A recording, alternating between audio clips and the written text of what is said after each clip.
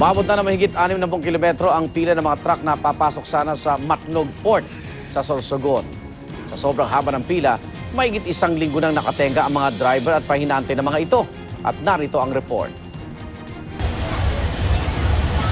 Ilang araw ng pahirap sa mga driver at pahinante ang biyahe para makasakay ng Roro sa pier sa Matnog, Sorsogon. Ang pila ng truck, umabot na ng 6 na bayan o 63 kilometro ang haba.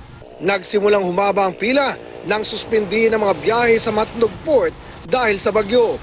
8 araw na silang nakatenga sa pila. Wala rin kasiguraduhan kung kailan makakasakay ang mga truck na ito. Niwala raw maayos na sistema sa pila. Kung kaya nagsisingatan sa pila ang iba para maunang makasakay sa Roro. Ang iba naman na sa pila, pang 3 araw lang ang nadalang budget sa pagkain. At kung gagastusin pa raw nila ang kanilang kita, ay wala na raw silang maiuuwi pa sa kanilang mga pamilya.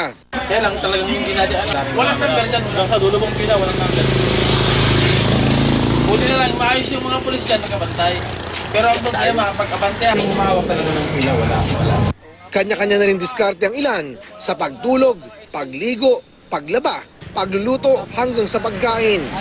Dagdag problema pa ang sobrang init ng panahon. Ayon naman sa Philippine Coast Guard, talaga raw madedelay ang kanilang biyahe dahil prioridad ng mga bus, light vehicles at mga truck na may kargadang madaling mabulok na mga produkto.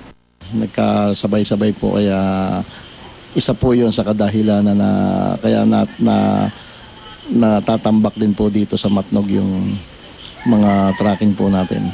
Kulang din daw ang 9 na bumabiyaheng Roro kada araw at dahil sa kawalan ng konkretong solusyon, wala pang katiyakan kung kailan matatapos ang kalbaryo ng mga driver at pahinante ng mga nakapilang truck.